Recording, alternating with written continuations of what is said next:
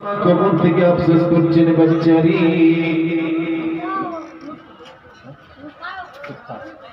লুৎফালার দেখবেন এই নকল লোক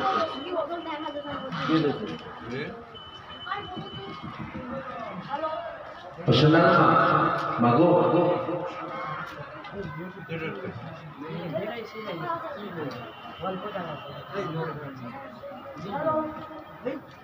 कैसे होगा कैसे उठेंगे देखिए तो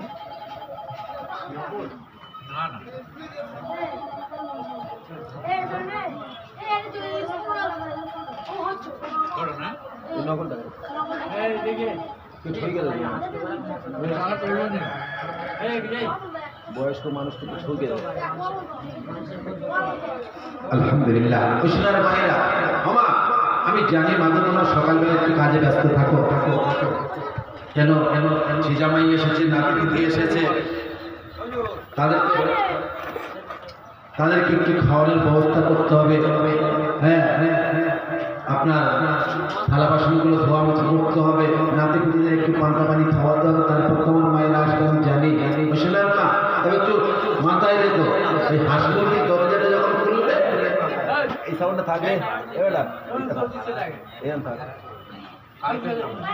হাসপাতালের দরজা যখন খুলবি মা একটু মাথায় রাখে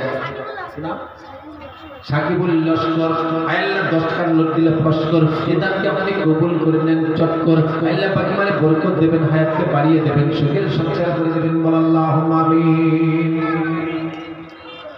ও সোনার মায়েরা তোমার আম্মা জান কবরবাসী হয়ে গিয়েছেন, মা কবর থেকে আফসোস করে বাচ্চারে ওরে আমার বাচ্চা তোর জন্য কত রাতের ঘুম হারাম করেছিলাম, পৌষ মাসে হাড়ে কাঁপানো শীতে তুই যখন আমার কোলের ধারে শুয়ে থাকতিস, তুই বাম পাশে শুয়ে থাকতিস, বাচ্চা তুই বাম থেকে পেচ্ছাপ ফিরে দিয়েছিলিস, আমি তোকে ডান দিকে নিয়েছিলাম, ডান দিকে পেচ্ছাপ ফিরে দিয়েছিলিস, বাচ্চারা আমি বুকের উপর করে নিয়ে রাত কাটিয়ে দিয়েছিলাম।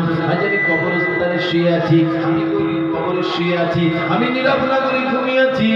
বাচ্চারা তোর কি আমার কথা একবার মনে পড়ে না? আমার জন্য 1000 2000 টাকা দিলে তোর ঘুমিয়ে যাবে না, 100 200 টাকা দিলে তোর ঘুমিয়ে যাবে না। ওরে সোনার বাচ্চারে তোর জন্য হসপিটালের বেডে শুয়েছিলাম, তোর জন্য হসপিটালের বেডে শুয়েছিলাম, আর ওই ডাক্তার বাবুরা বলেছিল তোমাকে সিজার হতে হবে।